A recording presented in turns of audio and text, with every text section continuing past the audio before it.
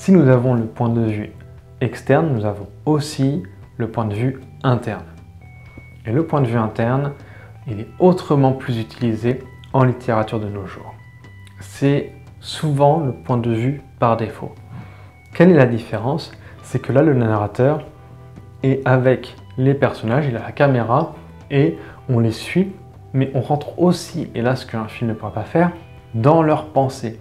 C'est-à-dire qu'on sait ce que le personnage pense à ce moment-là. En général, ce qui se passe, c'est que pour une scène donnée, le narrateur, donc par l'auteur, par le biais du narrateur, choisit un personnage et c'est ce personnage que l'on va suivre en entier dans la scène. C'est-à-dire que c'est le personnage dont on saura les pensées, dont on saura les sentiments, les émotions, les réflexions, en plus des actions. Et c'est ce personnage qui interprétera le reste. C'est-à-dire qu'on sera en intimité avec ce personnage, mais pas avec les autres.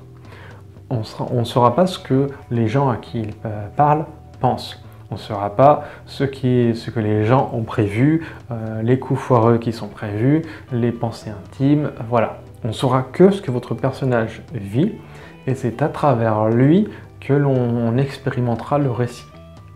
Donc c'est-à-dire que si votre personnage est en pleine négociation, ça peut être une négociation commerciale, ça peut être une négociation de prise d'otage, peu importe, ça peut être une négociation beaucoup plus légère.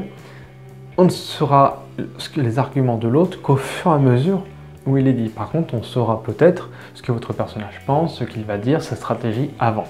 Il n'est pas obligé de tout exprimer en avance pour pas que ce soit trop long, mais en tout cas, on saura ce qu'il pense. Et c'est très très important, un personnage à la fois.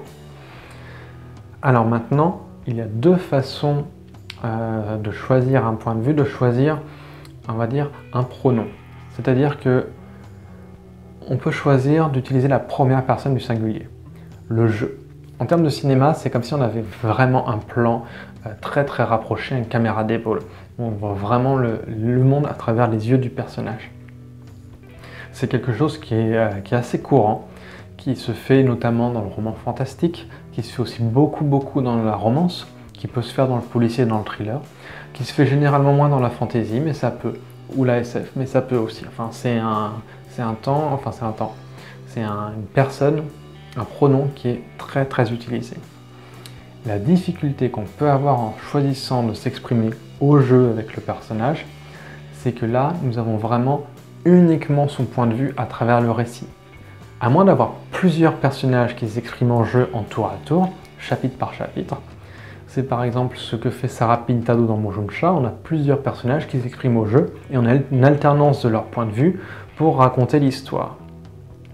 C'est très difficile parce que avec le jeu, on n'a pas forcément tous les pronoms à chaque fois. On n'a pas des rappels du prénom du personnage, on ne sait pas toujours qui s'exprime de manière explicite, à moins de vraiment caractériser les personnages pour que le lecteur sache avec ce jeu qui s'exprime, avec la façon de parler, la façon de raconter, la façon de ressentir, ce qui fait que vous devez varier vos façons de penser de manière importante pour chaque personnage qui aura un point de vue. C'est plus difficile parce que ça vous demande vraiment un travail de caractérisation assez intense. De toute façon, il faut faire un travail de caractérisation complet, mais là, c'est une étape encore au-dessus.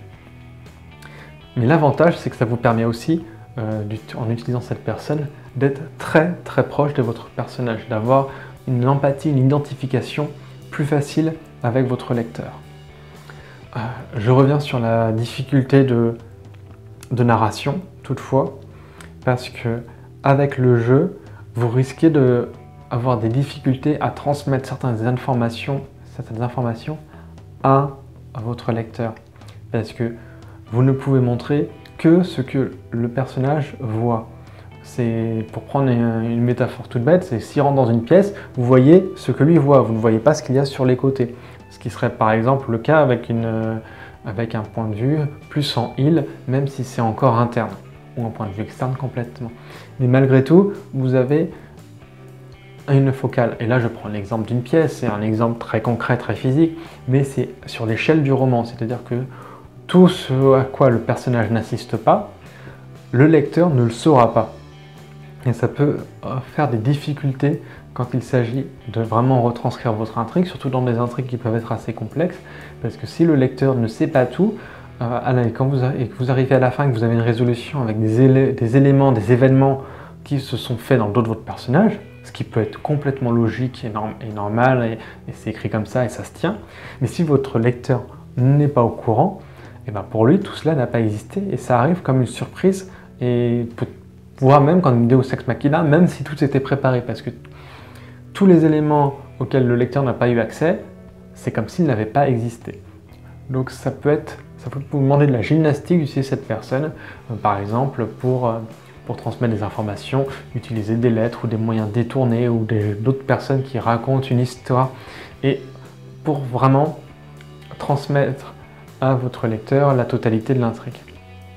A contrario, si vous utilisez en point de vue interne toujours le pronom il ou elle, ou autre, si vous avez un personnage qui n'est pas genré, eh bien, vous avez plus de marge de manœuvre à ce niveau-là. C'est-à-dire que là, vous n'êtes plus en caméra d'épaule, si je reprends ma métaphore, mais vous êtes en plan rapproché. Vous êtes très proche du personnage, mais vous n'êtes pas encore totalement dans lui. Un peu moins en tout cas que quand vous avez le jeu. Donc vous avez toujours accès aux pensées du personnage, un à la fois, mais vous êtes un peu moins en immersion dans votre personnage. Le narrateur est un peu plus distant du personnage du protagoniste. Ce qui vous permet aussi, en tant qu'auteur, d'alterner plus facilement les points de vue, de faire plus facilement des chapitres avec un personnage ou avec l'autre. Ce n'est pas nécessaire, vous pouvez aussi avoir un roman avec un seul point de vue, un seul protagoniste du début à la fin, avec du il ou du elle. C'est ce que je fais dans mon roman Trémence ou dans L'espion de la reine, ça ne me pose pas de souci. Mais j'aurais pu faire aussi en jeu, avec la première personne, ça aurait été pareil. J'aurais pas eu tout à fait le même point de vue, ni tout à fait la même dynamique, mais voilà, l'un n'empêche pas l'autre.